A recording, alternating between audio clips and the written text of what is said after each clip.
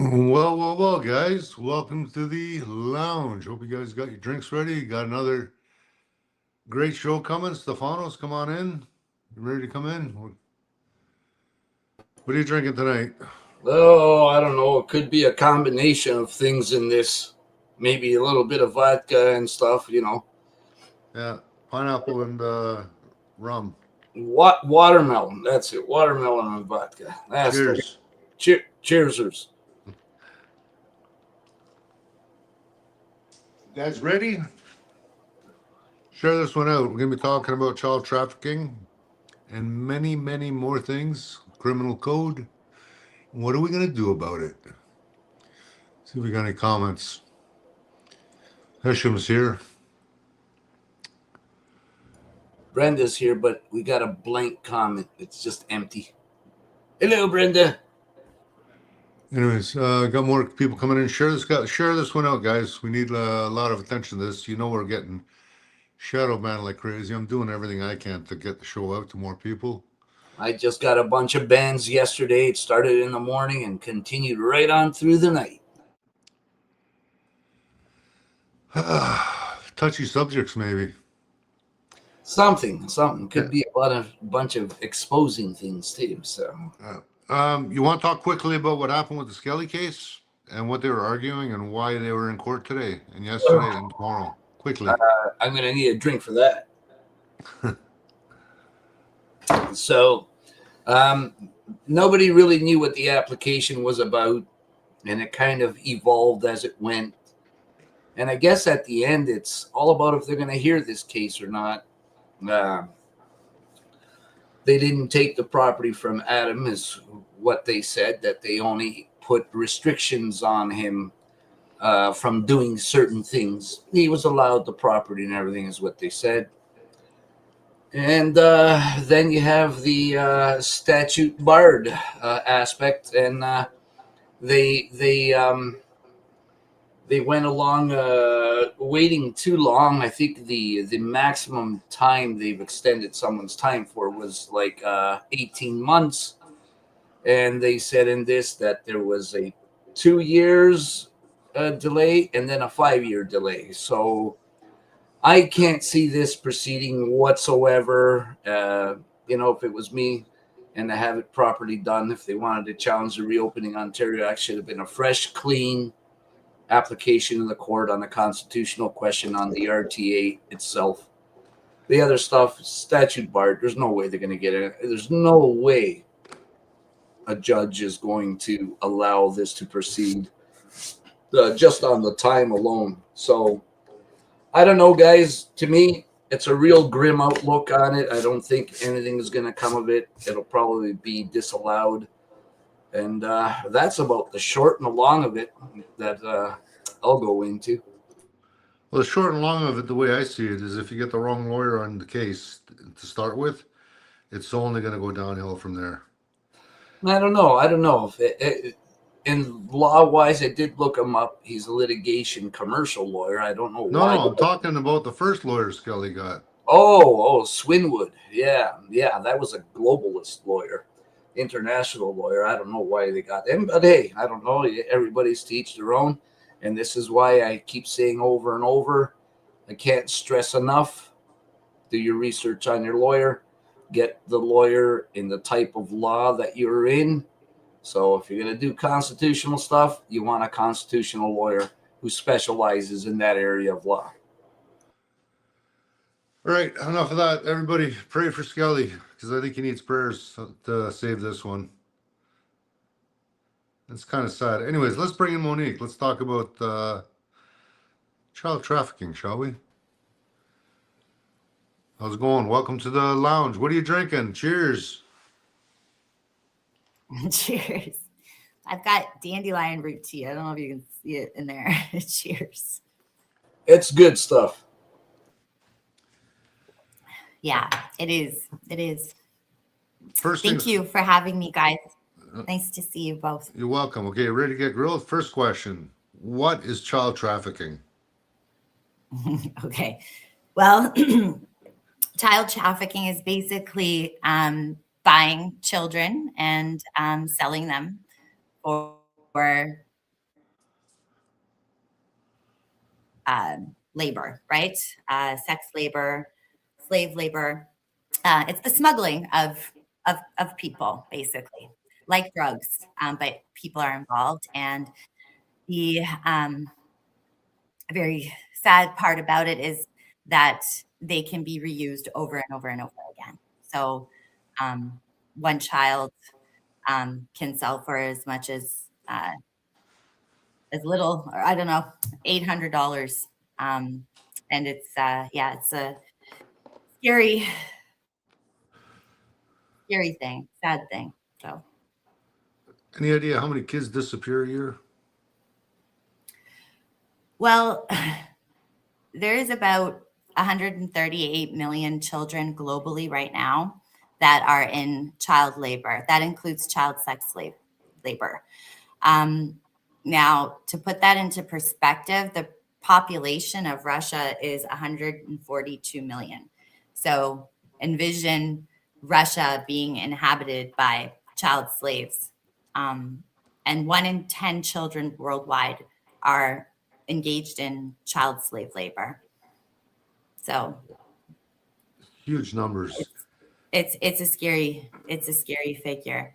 I was explaining to you, though, it's hard to really find accurate data. Well, first of all, we know that's probably really underreported in many places around the world.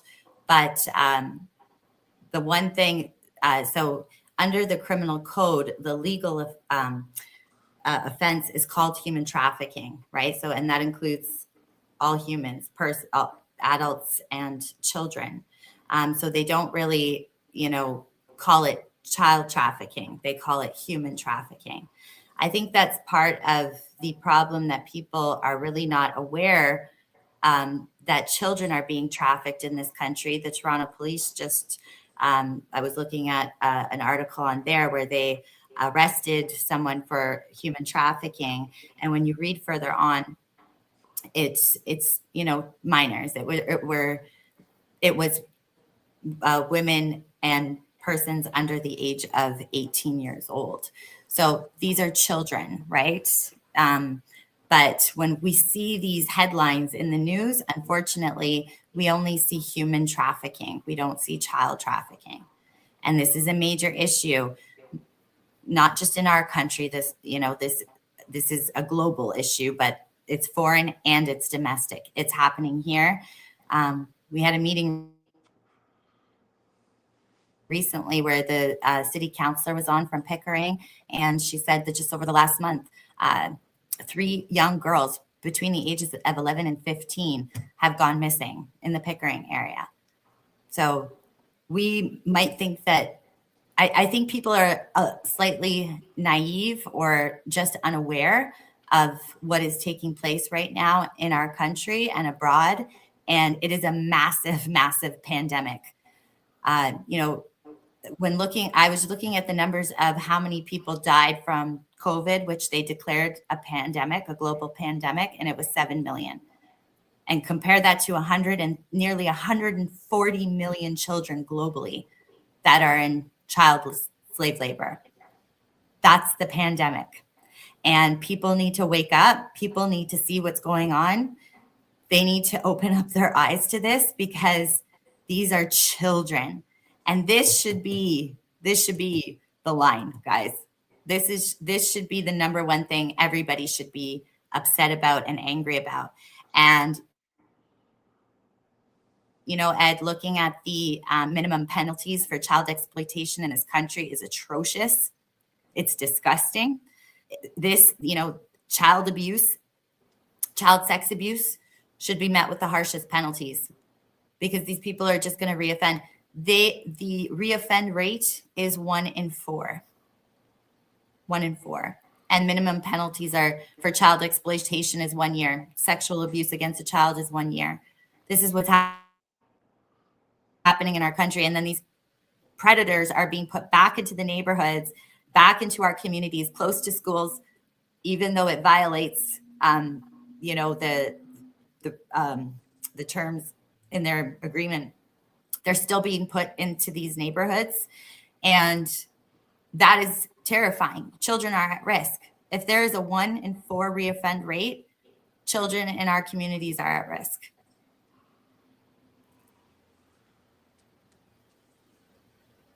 So the last time I thought about child trafficking was seeing kids' pictures on milk cartons.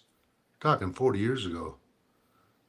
That's a really good point, Ed. We used to see children on milk cartons. There used to be posters up in Walmarts, you know, and like this is such a crime that's happening, and you don't hear about this on mainstream media.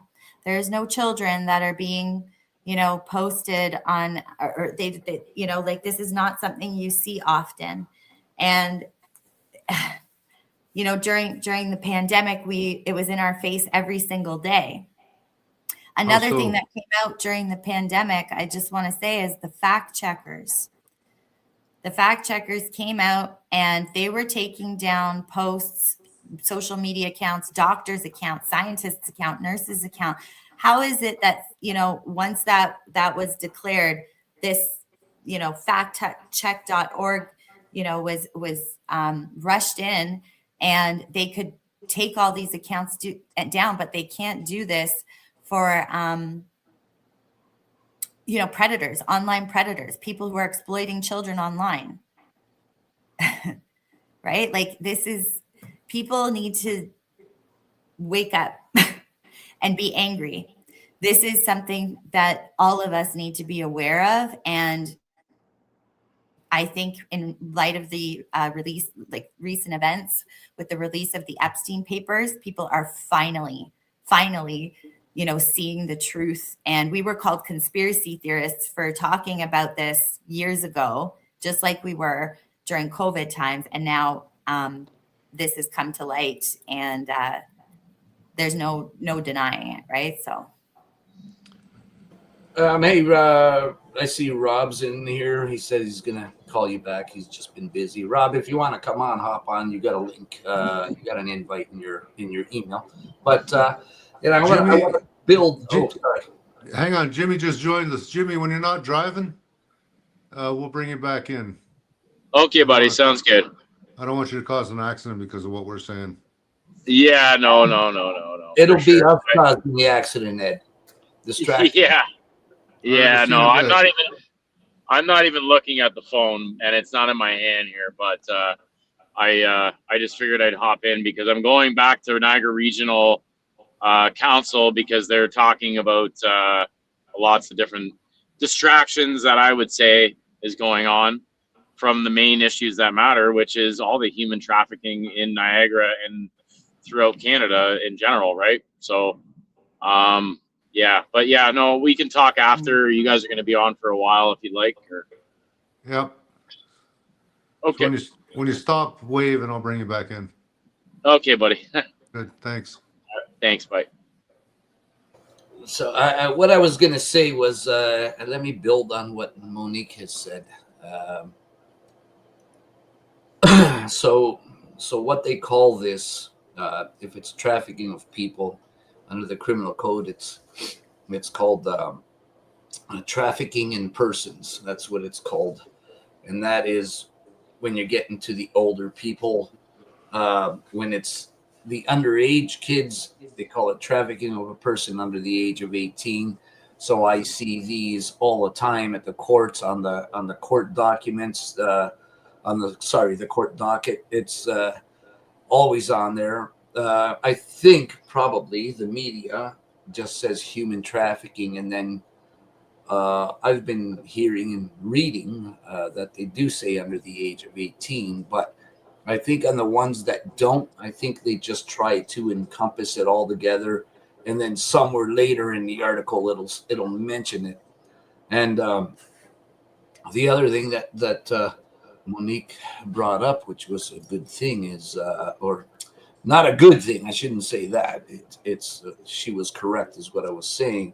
So under the Canadian legislation, I'll read to you right from where it is, and it says specific criminal laws against trafficking in persons, and they call it TIP for short in the criminal code, 6 offenses in the criminal code specifically address human trafficking.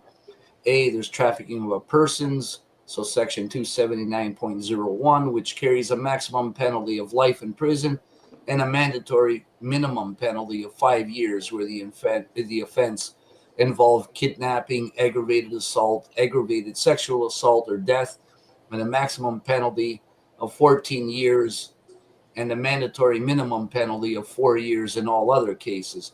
Then they have B, trafficking a person under the age of 18 years, 279.011, which carries a maximum penalty of life imprisonment and a mandatory minimum penalty of 6 years, where the offense involved kidnapping, aggravated assault, aggravated sexual assault, or death, and maximum penalty of 14 years and a mandatory minimum of 5 years in all other cases. C is receiving financial or other material benefit of the purpose of committing or facilitating trafficking in persons. Adult victims, subsection 279.02 sub 1, which carries a maximum penalty of 10 years imprisonment. D, receiving financial or other material benefit for the purpose of committing and facilitating trafficking in persons. Child victims, subsection 279.02 sub 2, which carries a maximum penalty of 14 years imprisonment and mandatory minimum penalty of 2 years.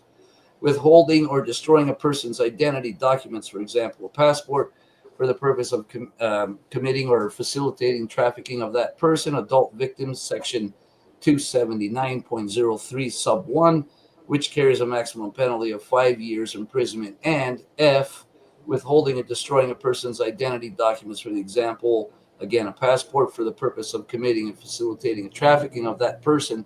Child victims, subsection 279.03 sub 2, which carries a maximum penalty of 10 years imprisonment and a mandatory minimum penalty of 1 year. Then it comes up to another section. It's trafficking in persons is about exploitation and does not necessarily involve movement. For the purpose of trafficking offenses, the criminal code states that a person exploits the other person if they have one, cause someone to provide or offer to provide labor or a service by engaging in conduct that in all the circumstances could reasonably be expected to cause the other person to believe that their safety or the safety of a person known to them would be threatened if they failed to provide or offer to provide the labor service.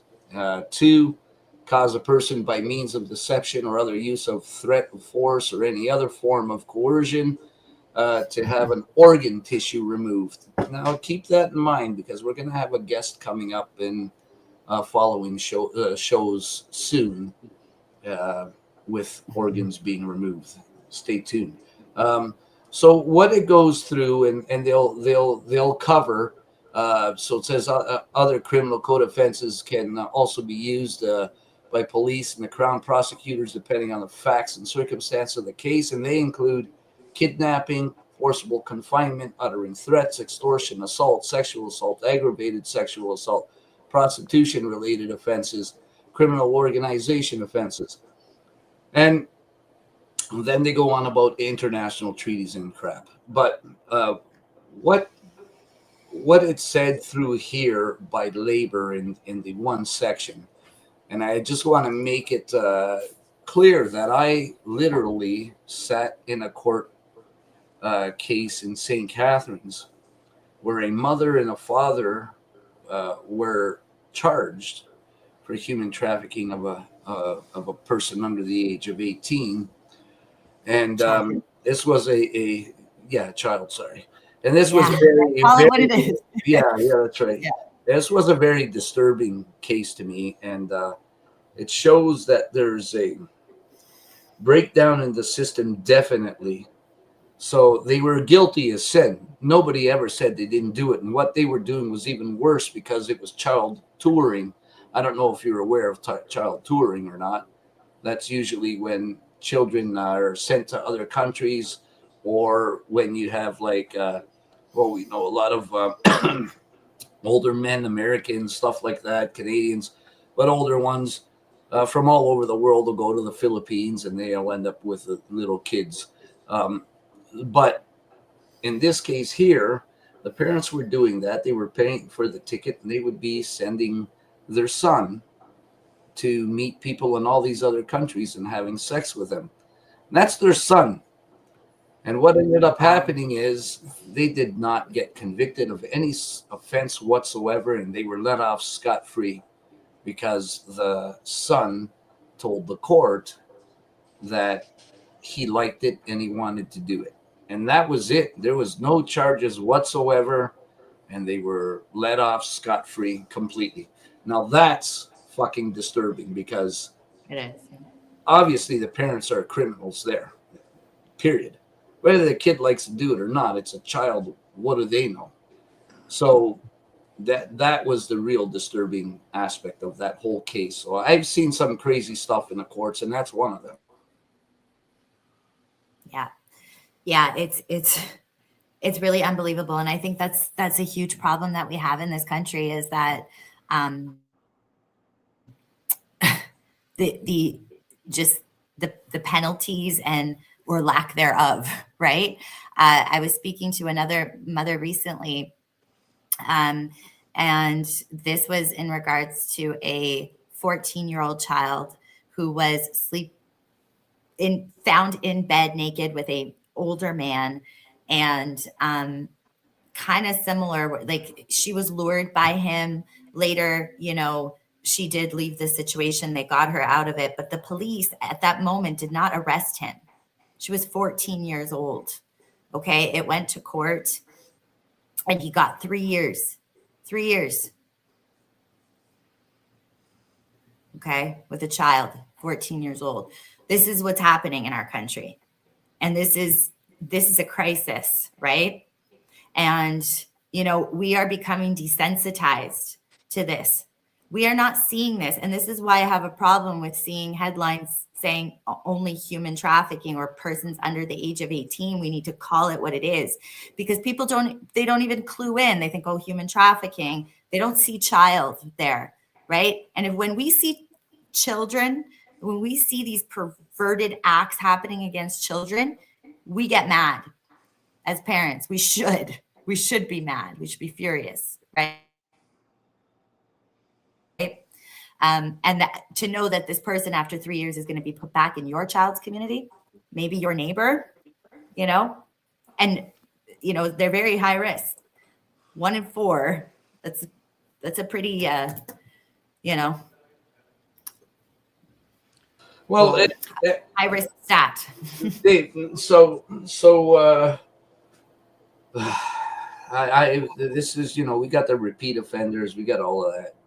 It's political campaigning that they're doing. They're all every single last one of them are guilty that are our lawmakers, because they're the ones that are making it. Doesn't matter what party it is. These 4 parties in office need to go goodbye. Now there's one very interesting thing here, and that is you and Ed mentioned about the milk carton pictures. Well, did you know that the company that takes all the school pictures and everything of the children at the schools in the US and Canada, and they are also the ones that would put the pictures from the schools on the milk cartons, that's where they would get the pictures from, they're also tied into the Epstein files, and that all came out in the Epstein files. And then immediately they started trying to make a statement, trying to distance themselves from it, but it's not. It's in the files. That's Lifetime, right? Stefanos, I think. Is that the company? I believe it was. Yeah. Surprise, surprise. This goes very deep. Okay. Epstein files have been released. We see our current prime minister named in these files. Justin Trudeau is in the files. Politicians all over the world are in the files. We just saw the Norwegian finance minister step down from the WEF because of his connection to the Jeffrey Epstein files. So they are way too lenient. Yeah. So, this is happening at the top level, right? And this is now being exposed.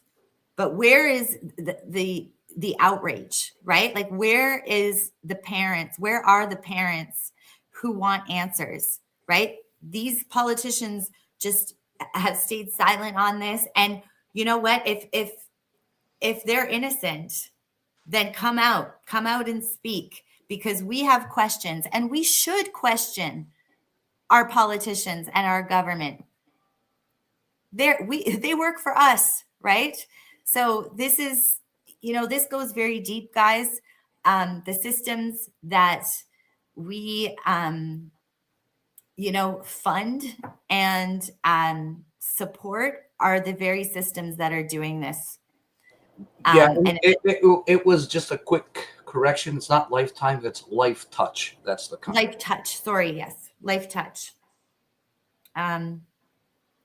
They took photos of my child, right, here in Canada. Everyone, all of us. All of us, and now they're connected. They have photos of our children, right? There's another millionaire out in Vancouver, Alex Hill, I want to say, who's in the Epstein files. A lot of Canadians mentioned in the Epstein files.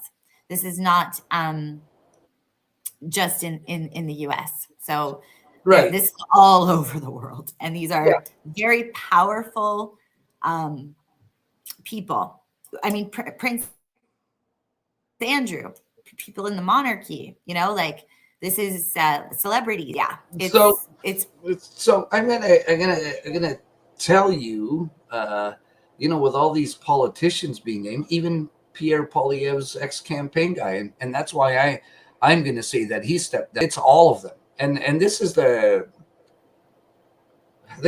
really disturbing part to me is the fact that is that John Baird? Yes, and that the very disturbing fact. The very disturbing fact is that Canadians are too screwed up and preoccupied with Trump orange man bad. But heck, look what they've done. Death sentence now for anyone who sexually assaults a child. So this is awesome. We won't ever see that in Canada. But not only that, the thing is, they're all too occupied and they're all screaming about Trump's in the files, Trump's in the files. But this is, people just parrot. This is why I always say do your own research, because they just parrot what they see and hear from anyone else. The email that Trump was in the Epstein file, he was telling them he's going to be contacting the FBI. So it's an extreme fail on that part. And I don't care about that. I want to see what are we going to do to all of our politicians, including our prime minister, who's in those files, and what did he say in those files, and what was that all about in those files.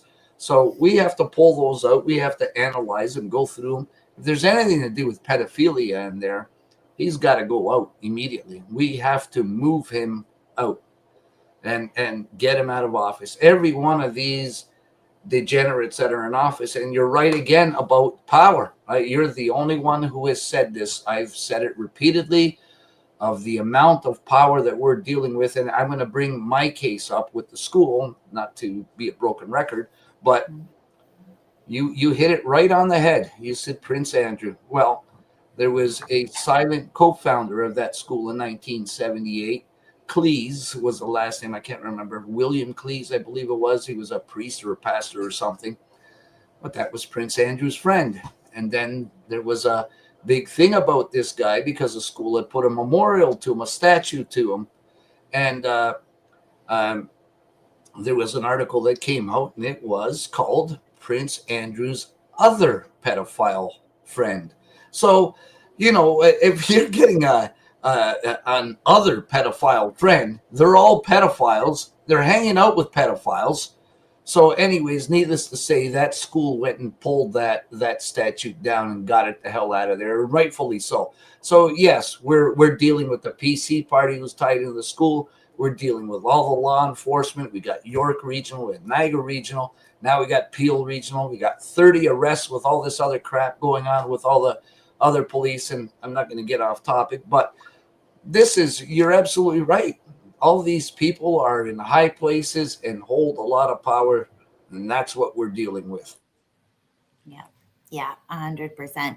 And this is what I think is really important, is that this is not a political issue. This is a human rights issue. This is crimes against humanity, crimes against the most precious, innocent, vulnerable is the word children, right? Like this, there should be no like and there is none. Like, This is what there should be no divide between this, right? Like right. Trump's listed in there. Oh, but the Clintons are in there. Harper's in there. You know, Trudeau's in there. So we have to make this a non-political issue and make this solely about the protection of the children.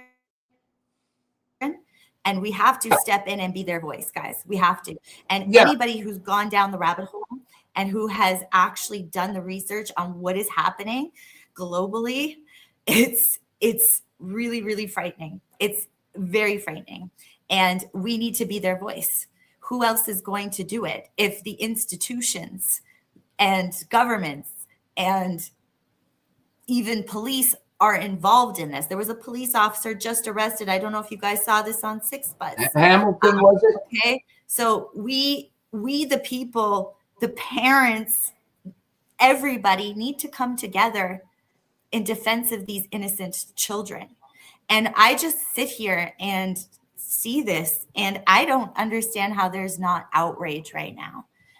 And so we once and for all, this country is very divided. The world right now is in shambles. But if there's one thing that can bring us together and connect us and unite us as people, it's children, because we need to save them. They're the future. Traumatized children become traumatized adults, right? And it's just 140 million. I think about these kids that are in these containers, shipping containers, in these underground tunnels, thinking that they're screaming. Who's going to come and help them? Right? Like, and what we have 1 year, 5-year minimum penalties for predators. So maybe we can't take them down from the top, but we start at the bottom and we work our way up, right? Yeah. Sorry, I get really no, and that's fine. And you say that, this can't be a political issue, but at the end of the day, it's a political issue. But we cannot politicize it. You can't take sides of which politicians, because it is the politicians that are writing the legislation. They're the ones that are writing the laws. And I'm going to give you a great example. We teamed up with the NDP in order to go to the legislature to make a press release there about the school and the abuses. We're talking 47 years. We're talking almost 50 years of abuse. And you're going to try, how do you hide something like that? When you have an active duty staff sergeant at York Regional Police who sat on that board, you got the ex-party leader of the PC party, Tim Hudak, who was the head of the school at that point. How do you have 50 years of abuse and nobody knew anything and there's a blind eye turned? And the problem here is, and what I'm saying is, we're not politicizing this because, like I said, I'll work with any freaking party. But that was there, and we made an ask to Doug Ford, and it could be done within 5 minutes by ministerial order to say background checks for all staff and teachers, and teachers be licensed by the College of Teachers. That's it. That's all we're asking. We're not changing the whole act. And they remain dead silent on that, and they won't do it. Why? Where's the question? Where's the answer to the why on that? Maybe Jimmy's got an answer for us. There's a lot of whys that need to be asked. Yeah. Yeah. Thanks for having me on. Sorry I got in there and then I had to get out. I was at regional council, and then I had to go home to tend to my 2 babies that weren't going to sleep for my wife. So I went and helped her get them to bed quick and said, "Daddy's home. It's time to go to bed. I got work to do." But anyway, I think that honestly, like you said, this isn't a political issue. This is a total bipartisan morality issue with these politicians that want to continue to put the blinders on and they want to race to put in their, agendas. And we all know what that is, 15-minute cities and all this world economic crap. And they choose to not protect our children. And that is the core focus that needs to be on all the agendas every single time. And I just found out that there will be an opportunity to delegate, and I will delegate at St. Catherine's Council on Monday night. I guess it's really all that we can do right now is, I've been obviously in the streets with Goofbusters and putting pedophiles on awareness, or having pedophile awareness meetings and, rallies. But like I've said in the public eye, I've said, I want Doug Ford's neighborhood. We need to go to his neighborhood next. We can only email so much and try to delegate so much before we're just exhausted. And the public is exhausted. The divide right now over in our country, and even the whole world in general, is just I feel the weight of the world on my shoulders every single day, because I'm an empath, and I feel like it's just it's like a losing cause when you're like you said before, Monique. Why isn't anybody talking about how there's so many Canadian politicians in office right now that are in those Epstein files that aren't being arrested or investigated and arrested? This is absolute investigated. Yeah, and so this is another thing that's been going on in Niagara, and there's a big thing about amalgamation, and it's honestly, it just blows my mind that this is what they choose to talk about, and meanwhile they're swiping under the safety of our children underneath the rug. And the fact of the matter is that our government is way too big. There's 156 counselors. I want to stay on topic, but there's 156 counselors and only 42 wards in Niagara. And they're wasting $10 million in salary alone, not even including expenses. And that's all public knowledge about expenses. But, there's so much money being wasted by all these politicians that aren't doing their freaking job to make our country better. And it starts with our kids. They are the future. I'm having 3 boys as a father. It just blows my mind every single day. And you can, I pray and I manifest and I meditate for better times. And I feel like that collective consciousness will happen. It's inevitable that good will prevail. But it really does start with all of us. How are there so many people up in arms about this? And, there was over 150 people in the regional chambers tonight about amalgamation. Okay. But yet there's not 150 people in council chambers to protest and not protest, but even just to advocate for our children's safety. So I think that, it's going to be a big year. It's municipal and elections, and I've been encouraging people anywhere they can to run for office to ensure that the proper message comes out and maybe that's the fix. Maybe I'm more of a God over government guy, but I feel I don't know, this broken system needs to be totally restored from the top to the bottom. And it is, there's so much work to do. And it starts with a lot of people being fired and a lot of people being arrested, because I don't see another way. Yeah, Monique, you talked about the way they're reading the headlines and stuff, and that's normalizing it. So part of the agenda where we're seeing this maps stuff, that is, for those that don't know, minor attracted persons, but this is what they say about that is they use that term because pedophile has a very bad stigma attached to it. So they're going to use maps. And so that way they can get away from that word and normalize it, you see. So this is how they normalize it. It's all micromanagement. Change little words, change a word here, change a word there, complete different meaning. And you're absolutely right. I just thought I'd throw it in there because nobody mentioned it. No, that too, right? Again, like, compassion for a child predator, right? Like, what? Call it what it is. And this is what's happening. We are creating a society of desensitized individuals, and this is happening even within the school system. So I really want to focus on child trafficking, but I will say that another problem is child exploitation and the sexualization of children, right? So desensitizing children as well. And we've seen within, some schools, I'm not saying all schools, all teachers, that some levels of explicitly sexual content is being provided to children, okay, under the guise of education for educational purposes. But a child should not be given any type of sexually explicit content whatsoever. And the reason for that is because you're almost opening up the child to, again, like to normalize this.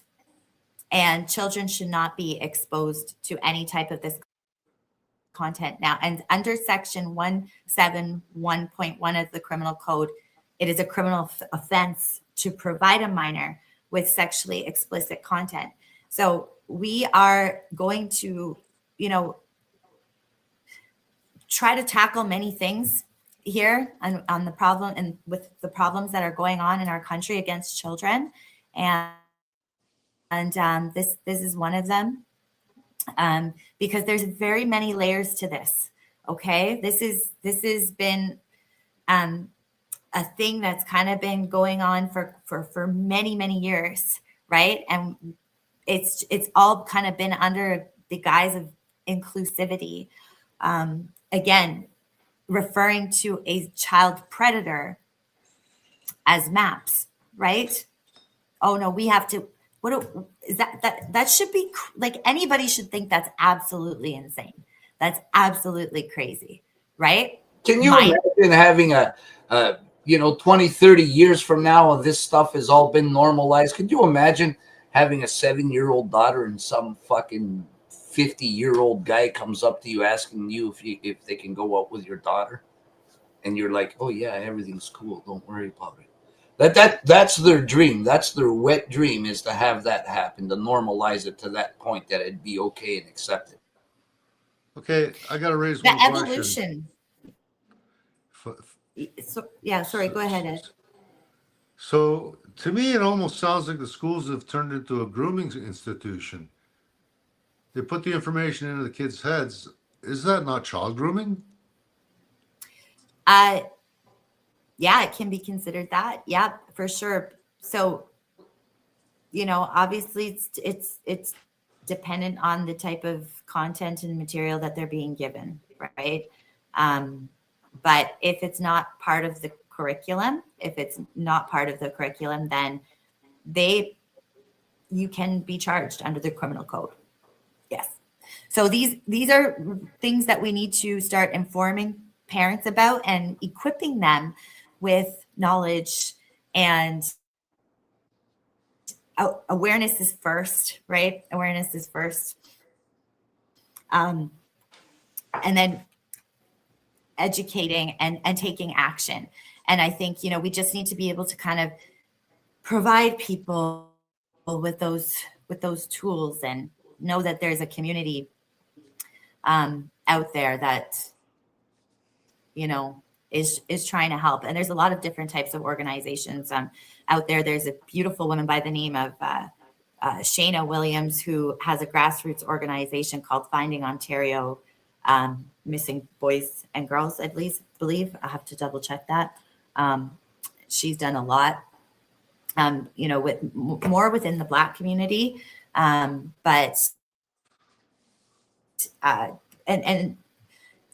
what's what's upsetting is, okay, so if a 14, 15-year-old child goes missing in the Black community, there's no Amber Alert. Okay. And, you know, especially when it's boys. So this is a huge problem, right? It's, again, why are we not doing this for every single child, right? Every single child. So this is her kind of baby and what she's been doing, and some amazing things. They posted a video recently with that they did a video interview that they did with Olivia Chow, which was interesting. And again, you know, she's your just sorry, it's called Find Ontario. Oh yeah, Missing Boys, but it's a grassroots initiative dedicated to finding Ontario's missing boys and girls. So, you know, it's there's, like I said, there's just so many layers to this, right? And this is where people need to be made aware of what's going on, and we need to come together collectively and unite for this and put pressure on this. That every child who goes missing, Amber Alert, right? Laws need to be changed. Minimum penalties need to be changed. People need to know the laws as well. But we also, I think awareness is huge right now because, you know, just like I said, Stefanos, with these media headlines, you know, that only say human trafficking. And then you read further down and you see it's children or under the age of 18, persons under the age of 18. No, these are children, right? There's so many just ways that, again, it's just kind of making people desensitized because it's not in your face, right? You're not seeing it. And it's happening in your backyard. They know this stuff. This is why they do it. Remember, Climate Barbie in Parliament, what did she say? Say it loud enough, often enough, and they'll believe it. And this is the same thing when they're doing the headlines. You're going to read it often enough, and you'll see it often enough that you're going to get used to seeing it. And it's not going to encompass children. So you're just going to see, oh, adults. That's what's going to go through your head. It's not going to be kids. So this is a way of blinding you without putting a blindfold on you. At least not a blindfold that you see. Guys, I just want to quickly address this comment. We're on episode 57, but we are getting shadow banned so hard, so bad. You know, Yeah. the numbers just aren't there because in this world we're living in right now, it's an information war. We bring the truth as best we can and make you guys aware. And I want to get people to take action to issues that me and Stefanos both find are relevant in these tough days. And that's why I always start the show. I says, guys, share this out if you can, because they don't want this information coming out. So we've been here for a while. Next thing I want to move into, what can we, the public, do to fight against this? How can we jump in and help you guys? So we're just kind of launching right now our website with our initiatives. That's in the works right now. But one thing that we are doing on March 7th is a march. This is being done all across the USA. There's, I think, over 30 states in the USA that are on board right now. And this is to end child trafficking and exploitation. Yeah, that's it. My Instagram page is called Moms Resist. The website will be momsresist.ca.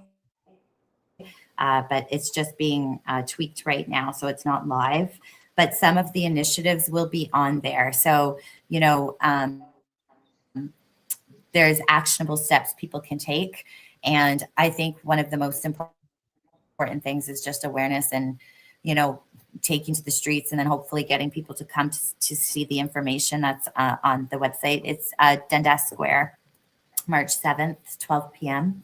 And yeah, so once the website's up, then which will obviously be done before March 7th, but we'll have some initiatives on there. You know, there's a lot of mama bears right now, and dads too, and just citizens, anybody who are really, really angry right now, you know, just being part of the group chats in the US, like, you know, people are really angry, really, really angry. And I think we need to use this momentum right now and for good and for change, right? Because we can sit here, we can be angry, we can post on social media, we can cry, you know, we can have those sleepless nights. But what good is it? What good is it? We need to actually do something, right? Because this is just another thing that's going to be thrown in our face until the next thing comes along. And then what? We're just going to forget about it, right? There are children, 138 million worldwide, that are depending on humanity right now to take a stand. And now the truth is undeniable. It's in your face. You know it. You can't deny it. So what are you going to do about it? Because really, it's almost better off not knowing if you're not going to do anything. I have a friend on Facebook. His name is Shaka Shakur. And if you see his name come across, or if you see it, you should watch some of his lives. He does some frequent lives, and he addresses a lot of stuff. He's in the United States, of course, but you know, this is crossing. There's no borders here when it comes to this kind of stuff. So it's a worldwide problem, as Monique has said. But you should check out his stuff. You're going to get a perspective from the American side, but not only the American side, but the African American side. And you're going to see, and he is spot on. He has brought up a lot of great points, and he's actually the hashtag Save the Children, or Save Our Children.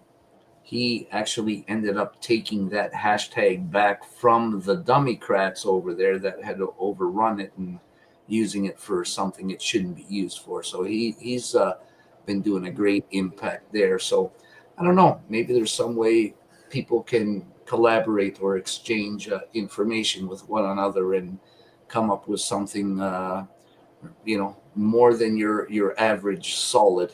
Come up with something really good. Never know. It never hurts to reach out. There's a lot of minds out there working.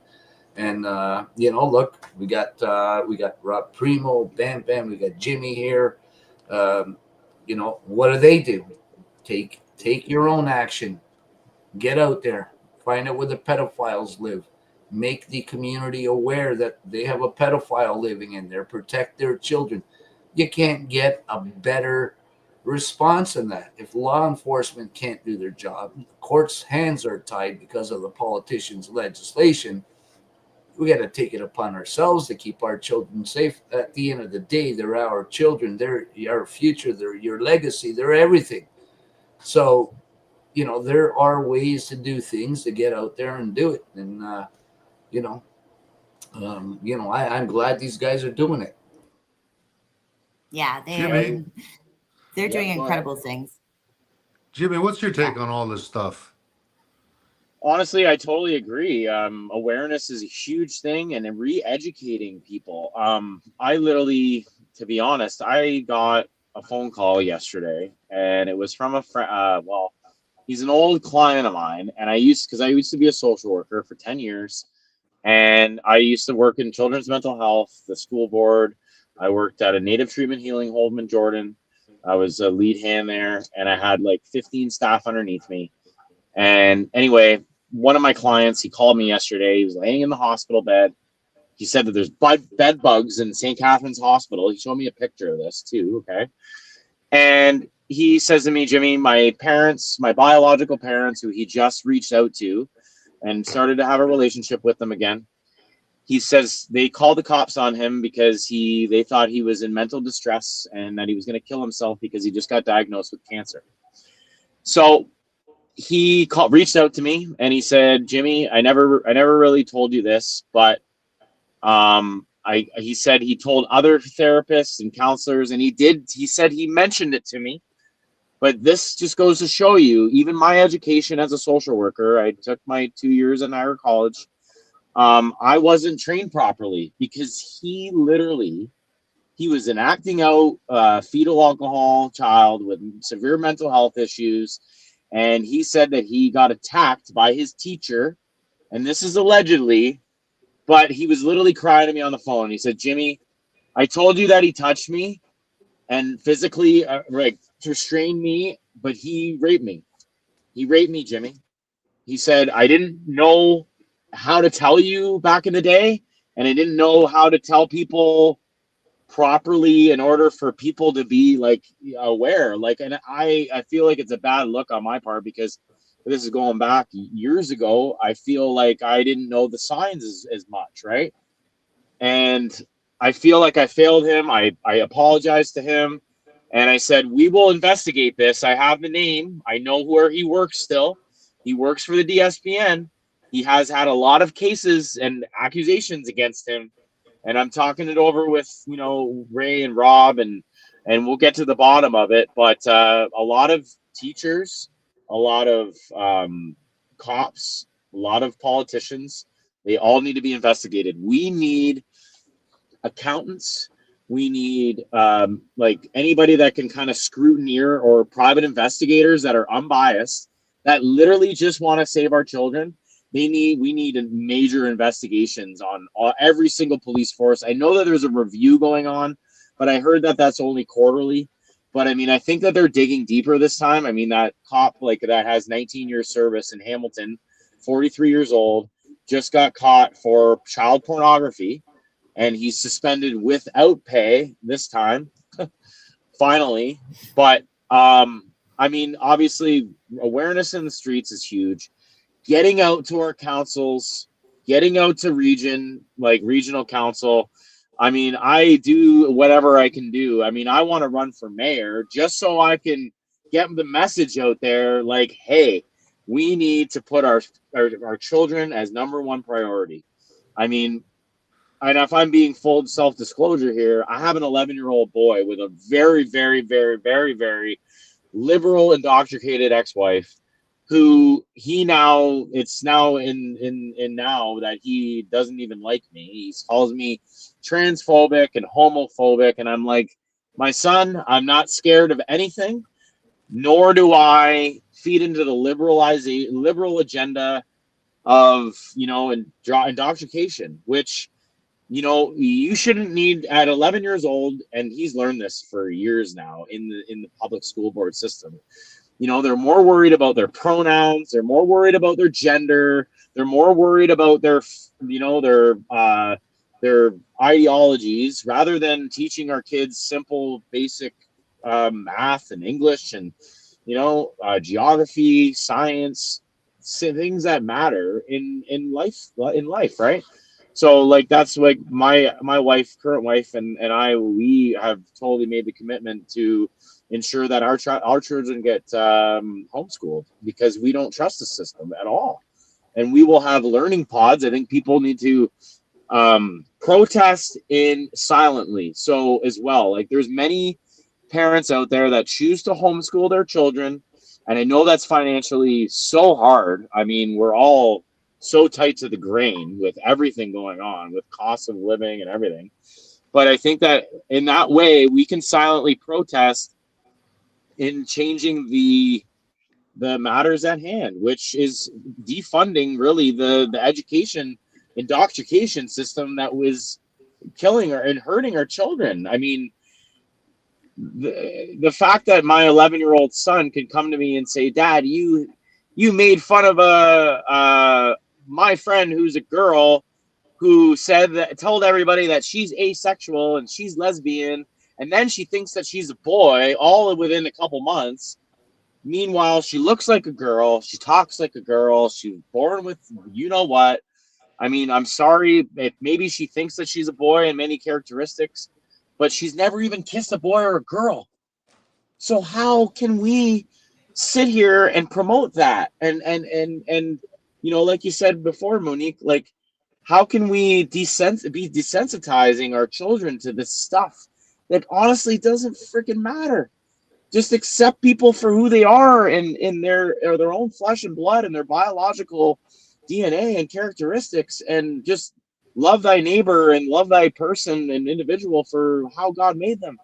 We need to get back to that values in our system and in our country. We've strayed so far away from Christian and Catholic values and God values, and it's just absolutely crushing our society. I mean, it is. And I'm telling you right now, I am all for awareness. I'm all for protests. But I literally went to that Canada First protest on Saturday about mass immigration, and I did a couple of videos or interviews with BuzzFeed, and some were posted, some weren't. Some clips were made, whatever. Overall, I said, yeah. Sorry, go ahead. Hang on one second. Monique has to go. She's running out of Okay. time. Yeah. We'll bring it right back. Sorry, Monique, sorry, do you Jimmy. have final comments before we let you go? Oh, me? Yeah, sorry. so, basically, I'm no. sorry. I just got some really, really bad news, personal stuff. But we are doing the March 7th, Dundas Square, Toronto, starting at 12 p.m. And again, I said this is a nation. So this is all happening all across the U.S. This will happen again, and hopefully we'll do more of a worldwide thing. It's starting at Dundas Square. If you want to get more information or get involved, my Instagram handle is moms.resist, and our website will be up and running soon, and it'll be posted on that Instagram page, moms.resist. If you can DM me, but I'm going to share my personal email as well. So it's Monique mom of two TWO @gmail.com. If you want to get involved and volunteer, we've got a lot of different groups coming together for this across Canada right now, which is really nice to see. And I think this is it, right? Like this is the moment that we need to stand together and unite as a country and just as humanity for the children. And I think this is something that everybody can get behind, right? So, all right, thanks for coming on, Monique. Maybe we can get you on next Thursday for a few more minutes. See how things are rolling. Sure. Thanks, guys. Sorry, no problem. Came see you, Monique. Nice seeing you again. So. Take care. Bye. Nice seeing you. Bye, Jimmy. Bye, Stefan. Bye. Take care. Sorry about that, Jimmy. No, that's okay. That's okay.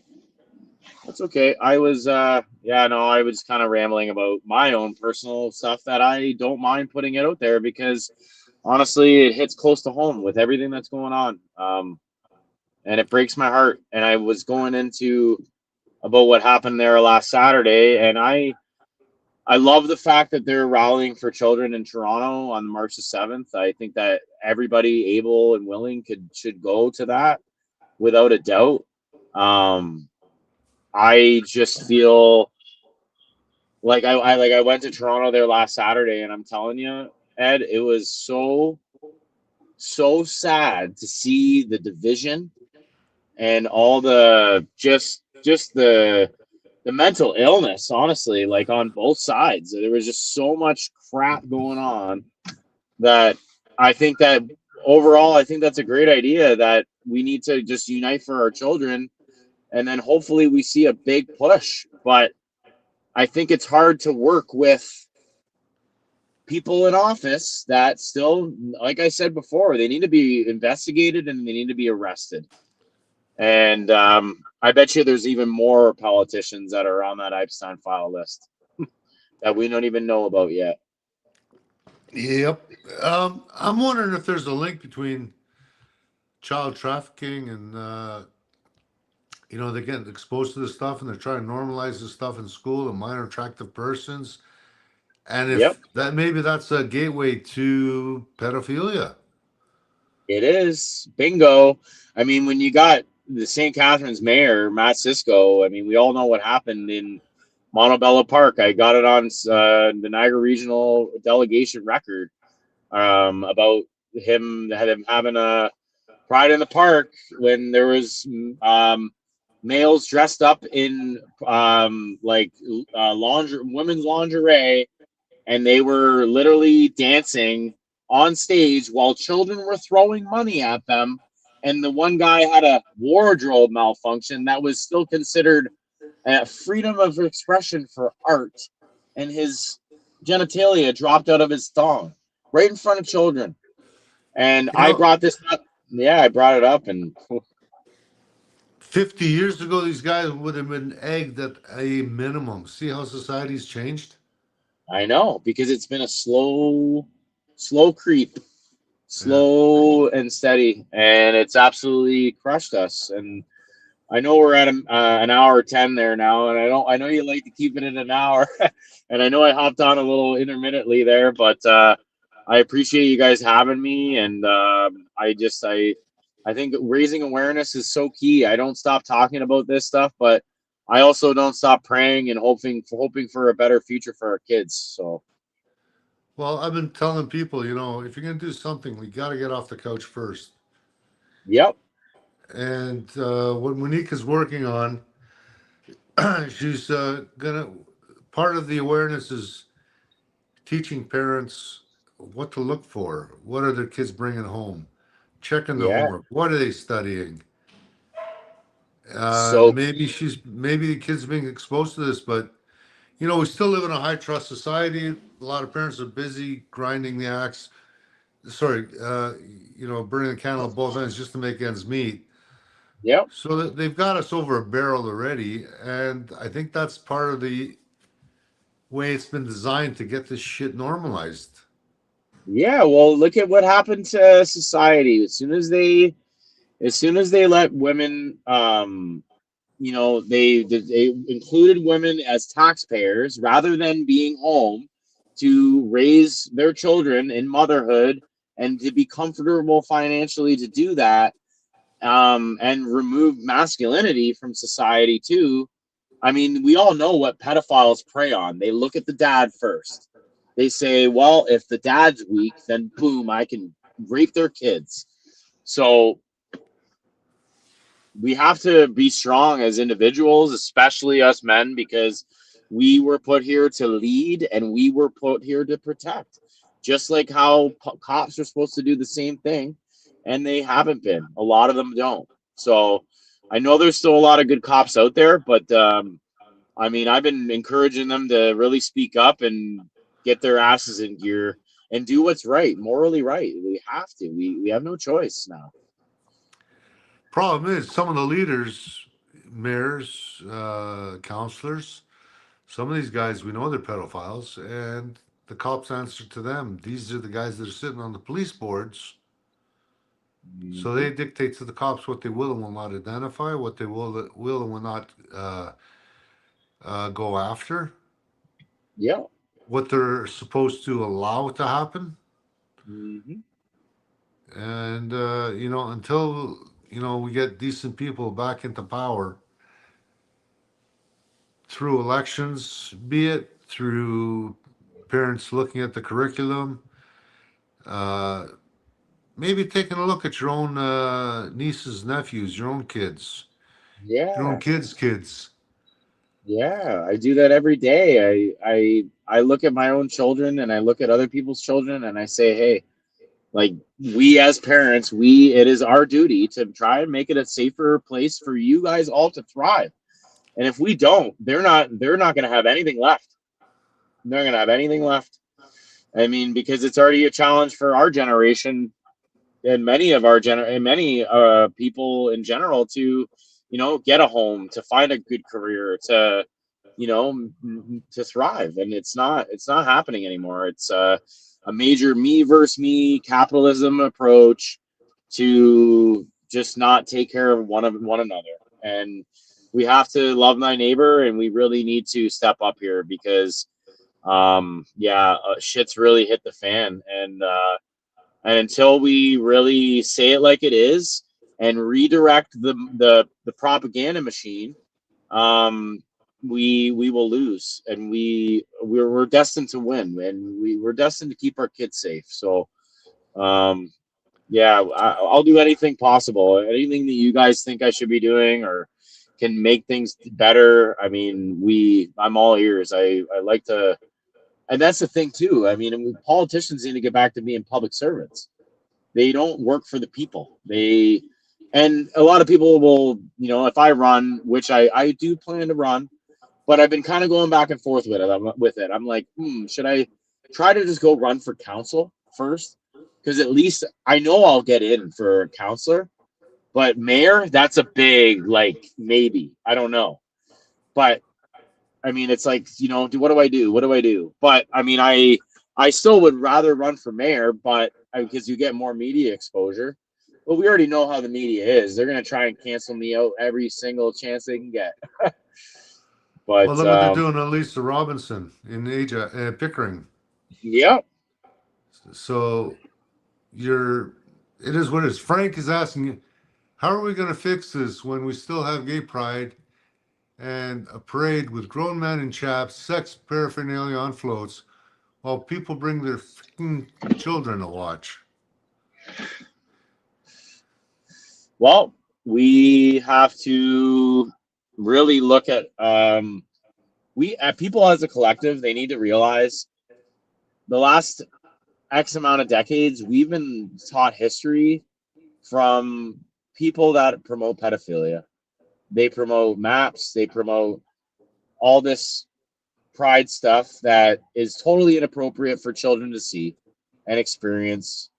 And we need to get back to the basics, which is God, goodness. And when I say God, I mean just goodness. Like, collectively keep our children safe. Let's promote masculinity. Let's promote, healthy marriages. Let's promote healthy actions as well. The whole list goes on. And just promoting masculinity right there. He was showing you his freaking perfect. Yeah, but yeah, like I was just saying, I just feel like things we need a lot to change, and I think it starts with proving the facts. So the facts on government, it's way too freaking big. Nobody's not working. They're not working for the people. They don't care about our children. They're indoctrinating them like crazy. And if we look back at our history books, they were lying about so much, and to promote the small trickle of this minor attractive person's crap. And and I don't care if somebody wants to be gay. I don't care. You know what? I may not agree with it, but it doesn't mean that whatever you do behind closed doors, that's your business. As long as it doesn't include children, just leave the fucking kids alone. Leave those kids alone, teacher. Yeah, that's about it. And you're right. And this is the other thing. When you go to these politicians, these are the guys who are the main problem. So, and I'm going to give you a quick example of what they're doing, because everybody's blind fucking sheep in Canada, and they keep voting for these same idiots who have all pushed the same crap over and over. You got Pierre Poilievre and his party. They all voted for this gender shit of the puberty blockers and all that on that bill. They all voted for it, okay? And now I just seen, what was it, yesterday, day before yesterday? He's on his account, and he's saying he's blaming this on the Liberals. Don't fall for that. Open your eyes. They're pushing the same crap, and they are even more worse. They want to strip us of our constitutional rights. Can you imagine? So this is a big problem, and we got to get past that. If you're going to protest and you want to make these politicians, I spent 10 years, believe it or not, at Queen's Park when my friend was an MPP. Now, what he told me, because of another MPP, when he first got in, was, there's nothing that scares the living piss out of them more than an angry mob of people protesting. And this is true. So when you go out to protest and they send some idiot out, like I seen Sam Goofsterhoff come out and, oh, this is from Doug Ford. He's a little ribbon or something stupid. I can't remember what it was. Don't fucking all of a sudden be all, giggles and smiles. Oh, thank you. Here, have one of these from us. No, don't change your stance. What are you, in shock and awe? You're in front of some sort of bullshit greatness? No, you're in front of the fucking degenerate party that's causing this fucking problem. Yep. You don't sit there. He comes out with his ribbon, tell him to shove that ribbon up his ass and send him packing and send a fucking message to Doug Ford. Mm-hmm. Yep. Protect our kids because they don't. And here you go. This is perfect. Coward. Right there. Cowards. That's what they are. So this is what you got to do. You don't play nice with them because they're not going to play nice with you. They're going to keep freaking being nice. They're going to send the youngest one out there to try to put these girls into gaga mode. And that will distract you and derail you all day long. Don't do that. Wake up. Don't be stupid. Don't let them control you. You're the people. You're the voice. There's millions of us, 14 million in Ontario. We're a hell of a lot more than 308 or however many of them. We got to make ourselves known. We got to put our foot down and no fucking nice guy shit. This is our kids. What's wrong with you? It's your fucking kids. Exactly. And that's why, like Trish said there in the comment too, we have to fill these galleries. We have to fill these chambers. And I will be telling people on Saturday, because Ray made an announcement of where he's going to be doing his next community safety rally, pedo awareness rally in a neighborhood. I don't quote me on the location. I know it's 9:30 every Saturday. And I think those are great. Don't get me wrong. And I think that marching for children is great. Don't get me wrong. But we have to fill these chambers. That is the only way we are going to win this. It is, and I hope to God that people come and support me when I'm delegating. I haven't signed up yet. I'm gonna do it on my laptop tomorrow. I'm getting my laptop tomorrow, but I'm gonna sign up, and I'm gonna shift the conversation. And you know what? If they don't want me to talk about what I want to talk about in their agenda because they want to talk about amalgamation, well, I'm sorry, but I'm going to blend it in with my delegation very subtly and very assertively to make sure that we direct our attention and the media's attention. They will all be put on notice about what we're going to talk about. And that's what we care about most, is the safety of our children, and plain and simple. It's just, but we have to, we fill the streets with protests. That's great. Are we doing it in council? Are we doing it are we putting the people on notice that are making these fucking retarded, ludicrous, evil policies that are just totally enslaving us? And it needs to happen, and it needs to happen fast. This is the year to do it. And I won't stop until changes are done. I mean, we have to rise up together. We have to do it. Yeah, I agree 100%. Like I said, I always hear these people say the stupidest line ever. Oh, you get more bees with honey. No, you squash more bees with a fly swatter too. So you get out there and you get right in their faces. Don't use violence. Don't do anything criminal. But get in their faces. Let them know that they are not your friends.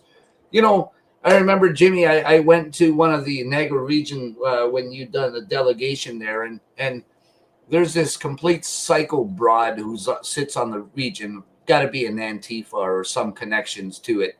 Completely. Yeah, Bateman. There you go. I think she's Yep. under investigation now or something like that. It got herself in hot water. But No, she's not. no, she got out of it again.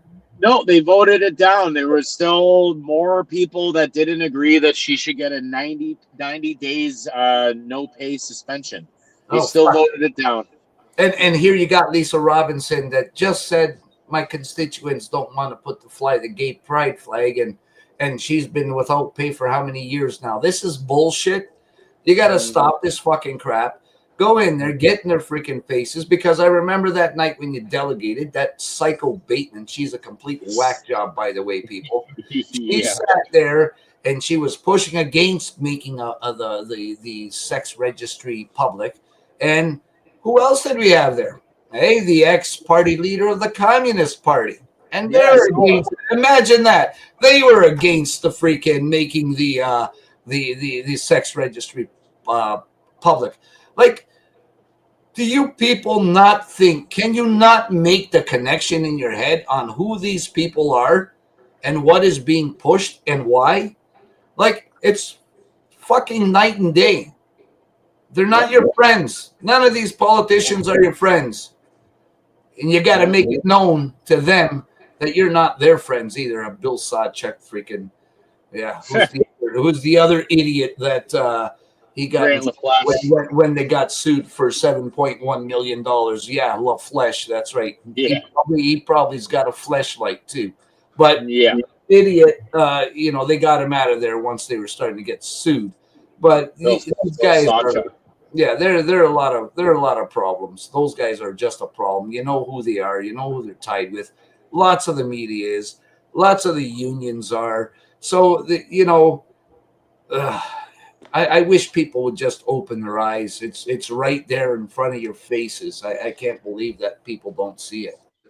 100%. Well, I believe they don't see it because people are getting conditioned through the media, and the media is the biggest culprit as far as I'm concerned. And they're being held, and they're bought off by the government. So the government's pushing this shit. These people got voted into the government. People didn't stand up to help the decent candidates that should have got elected. You didn't have scrutineers during the elections. A lot of independents have a hard time getting elected. Stefanos, you've never been elected, have you? Hey, Ed, I'm not an independent. Our party's been around since '75, so it's tough when the media excludes you from debates. I've been at one debate where I actually went against Oosterhoff, and I still say to this day, they only invited me for the fact that I was going up against children. It was the election of children. The Green Party had a little 18-year-old girl. The freaking Liberals had like a 20-year-old boy or something. And I'm like, this wasn't one of the scripted debates where they give you the questions ahead of time and they have their handlers write up the answers for them. So it was a true debate. And I slaughtered Oosterhoff, and freaking Joe Kinney of the Liberal Party. They got hammered. They were cheering like crazy for me. And this is the insanity, because it's a conservative PC party riding. You could put a pile of dog shit there and it would get elected. Literally, I shit you not. Literally, it would get elected. And people just do nothing. Rogers didn't invite me to the debate. So I told him I brought up discrimination because of my age. I'm fucking babysitting up there. These punks don't know nothing. None of them. Oosterhoff's a fucking yes man. He's going to do whatever he's told. That was in 2017. They had like 9 different parties running. And this is what they all did. They all threw their votes to Oosterhoff to make sure he gets elected. I'm like, we had Queenie U even went there. Queenie U is a party of one issue, one candidate, her, nothing else. And all she pushes is anti-abortion. That's it. That's all. So what's an anti-abortion person doing out in a fucking rural riding where it's all farms? That's not something that's on their mind. That's more of a city thing. And I say that with no disrespect. It's just fact. It's factual. And you know, I think she ended up with 1 vote or 2 votes. So it's going to be her own vote and someone else, or just her own vote. But she is telling everybody to vote for Sam. Everybody vote for Sam. What did I say? Think I said vote for Sam? Hell no. I said, if you think you're going to get something different with Sam, because he was replacing Tim Hudak, you got a better chance of picking up a turd by its clean end. And that's exactly what you got. That's exactly what I said. People that doesn't register up there. People have been conditioned and desensitized big time. Sorry, go ahead, Ed. Jimmy, last question. Gonna make final comments. An hour and a half. Of course, we never do an hour. Never, ever. Ed, I thought we were doing 2 hours from now on, so I'm always an hour and a half. It doesn't say nothing to me, so I think we're going 2 hours. Well, people are more likely to share out a shorter video, which is more on topic, more on point. Any chance some people from Goofbusters will be showing up to Queens, to Dundas Square? I call it Tiananmen Square, seeing what's gone on there by the police. See, Kelly only. Ed, you're 6 minutes again. You're on the clock. Get moving. See, we're way over. We're at 91 minutes already. Way over 6 minutes. Well, there's actually, like, I'm sure you talked to Josh Big R there. He Lord Big Time. he said, you know, he's a really smart man with all the algorithm stuff on social media, and Rob is as well. They know, like, hey, if you can keep a video under like a minute and a half or make it into a reel and take away all the key points of what you need to talk about, it will reach more people.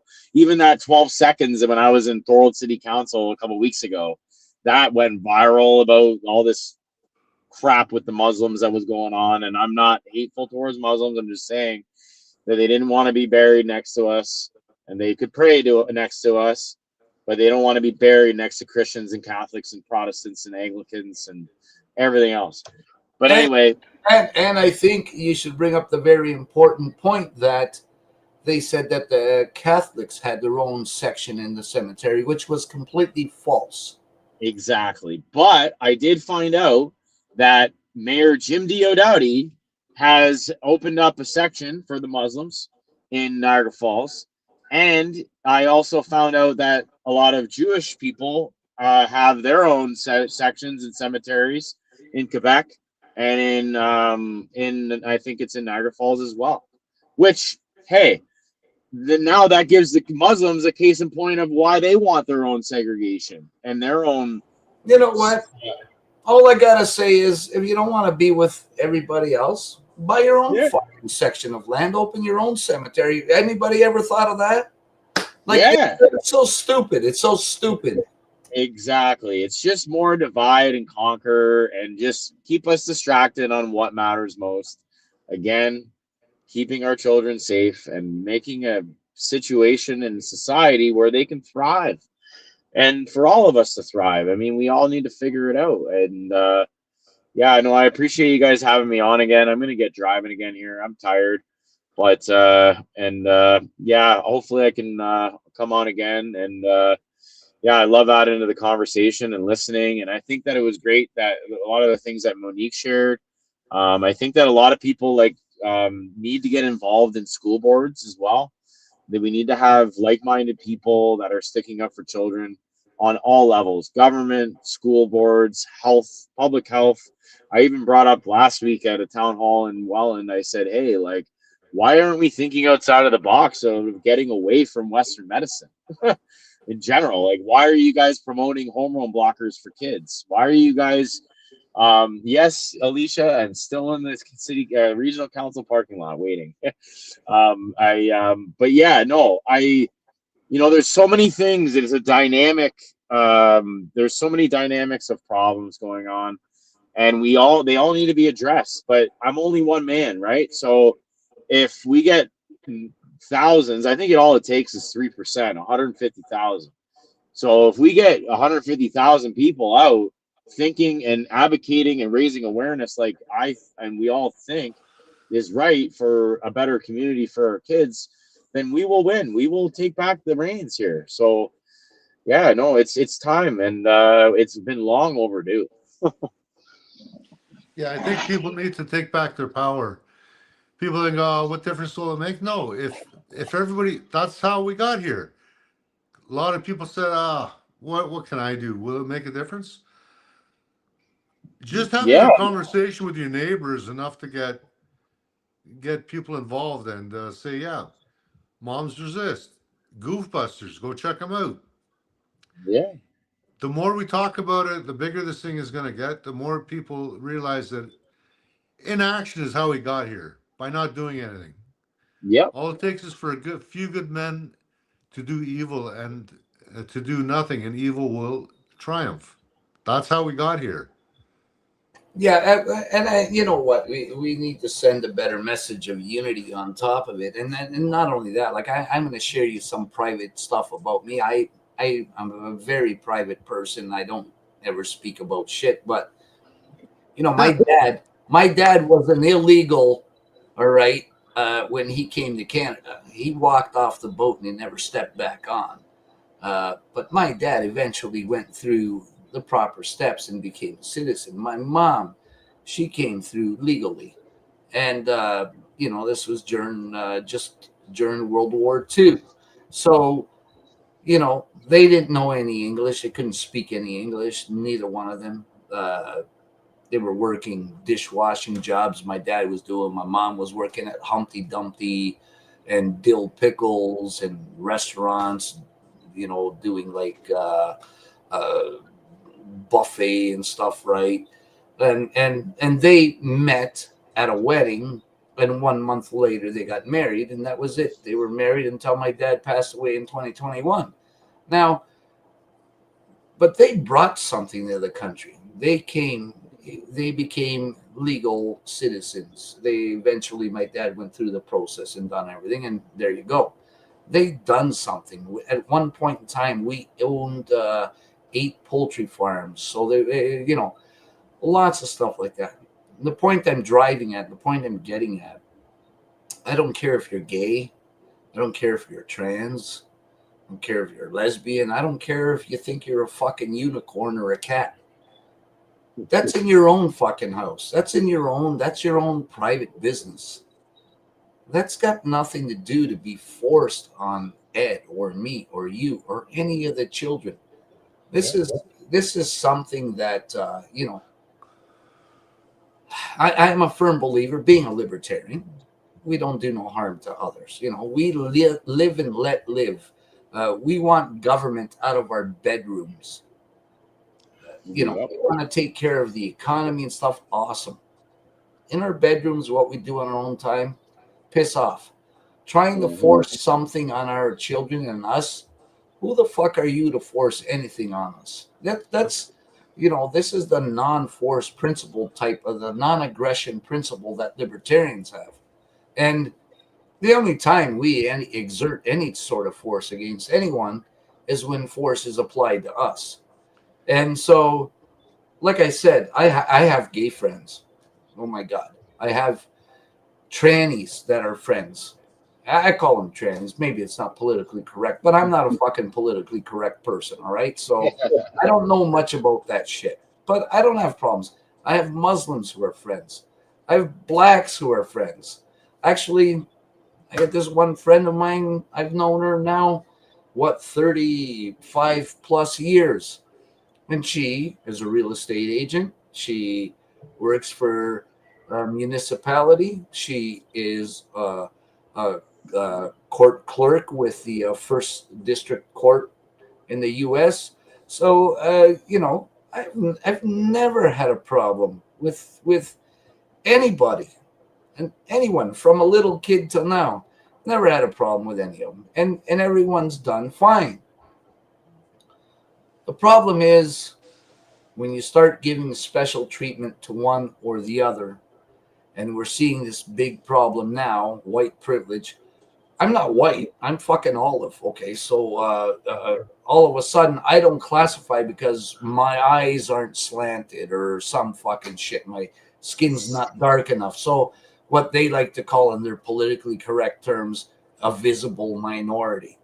So I'm still a fucking minority, but so this is problems. This is problems. And if people don't start pushing back against this stuff, one of the things that I realized quite a lot, and that's with me having conversations with different professions and everything, because I'm in politics.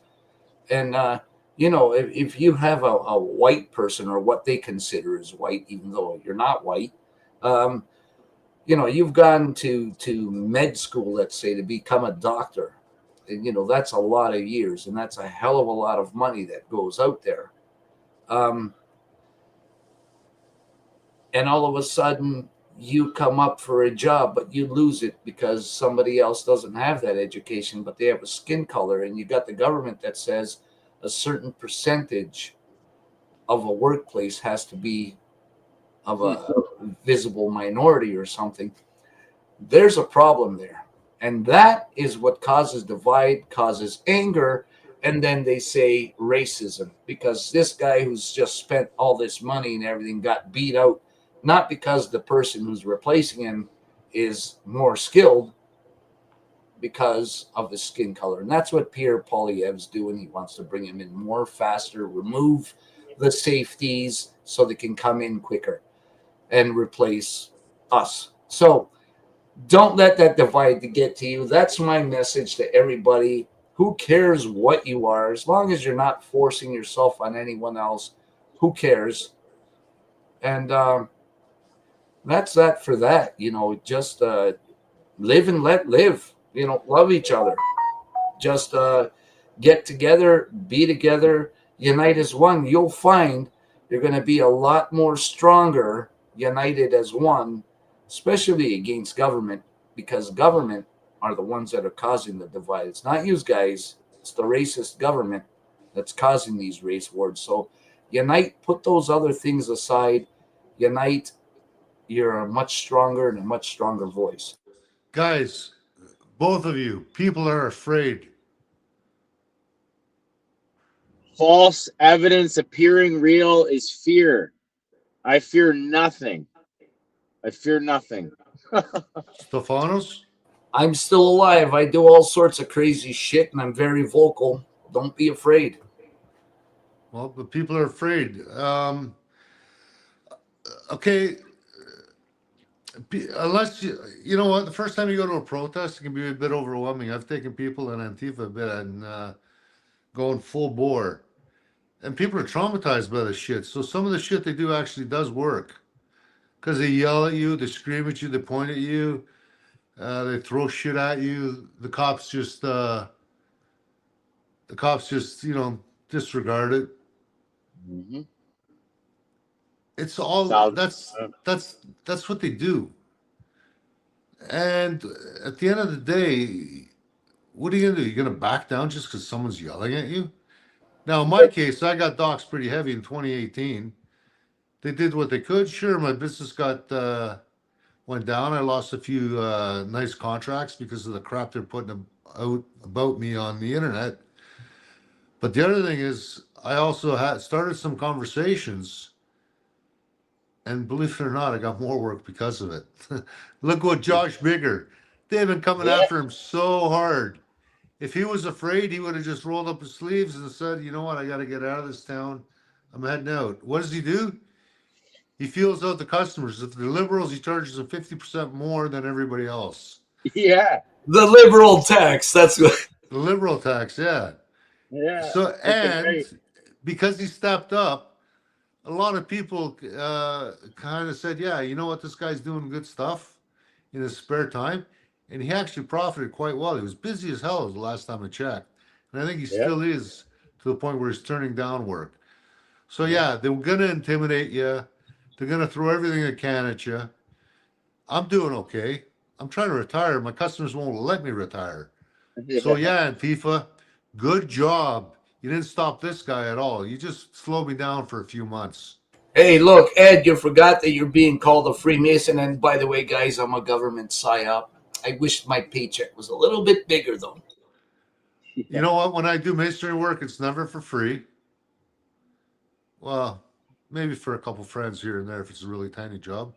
But I even charge my own sister for masonry work. So my masonry work is definitely not free.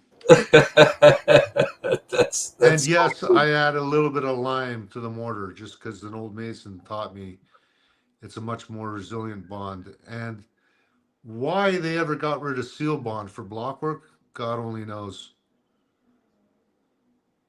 For Is sure. that the roofer, Ed? Yeah, best damn roofer, Josh Bigger. We had him on was it last week, week before? Yeah, Yeah, Kelly says that I don't scar her. Why would I scar you? Why would I want to put a scar on you? Like, come on. No, she meant scare you. She's not scared of you. Oh, come on, don't ruin it for me. I was having some fun. Damn. Oh, yeah. Hey, now I'm ruining it for you. Okay, guys. So, um, I'm gonna bring Monique back on just for a few more minutes, and then we're gonna shut this thing out and down at exactly 2 hours. Share this out. Let's see what she's got to say. Hopefully, she got herself collected. Come on Yeah, in, for Monique. I'm Hey gonna guys, leave. I'm sorry gonna leave about you that. guys. I'm gonna leave you guys. Okay. All right, Jimmy, thanks for coming on, joining us. Thanks a lot. Yeah. Anytime. Thanks for having me, guys. Yeah, and don't forget to Nice to spread the meet you. word. March 7th for those that live in Toronto. Absolutely. I'm gonna give you a follow, Monique, and I'll make sure I get that sharing far and wide as much as I can. Okay. Thanks so much, Jimmy. Thank you. Thank you so much. Take care. Thanks for coming on, Joe. Bye. Bye.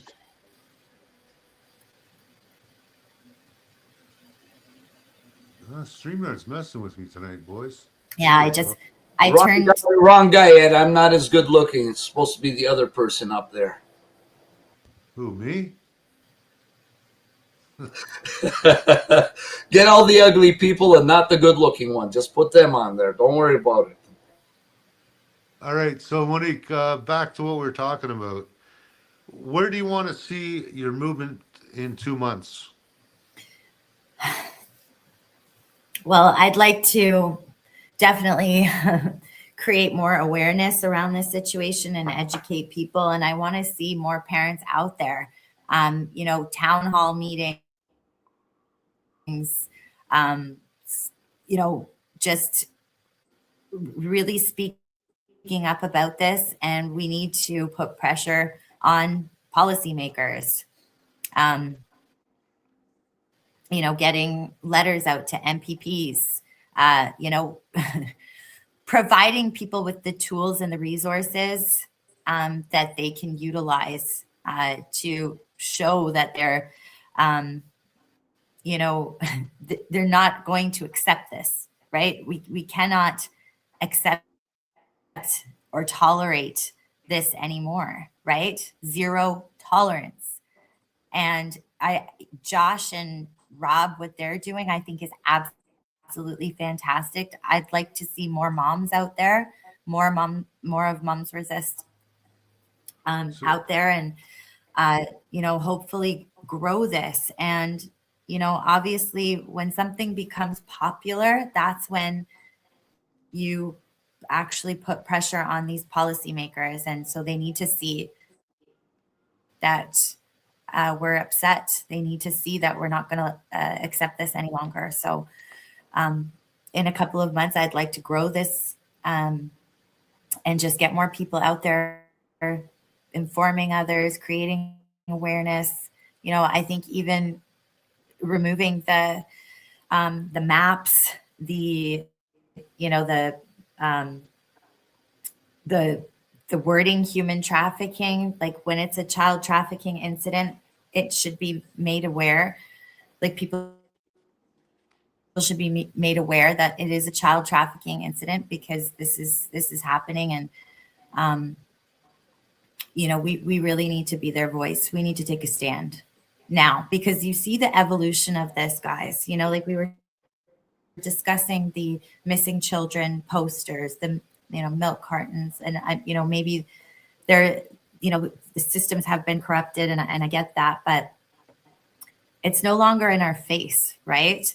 And then then there's other things that have been slowly happening, like within schools, and parents being withheld information about their children, right? We teach children not to talk to strangers or, that sort of thing. But meanwhile, there's, Simcoe School Board District is now saying that they can take children into, private group meetings and nothing of that meeting will be disclosed to parents. That's concerning, right? So more transparency, more parent involvement.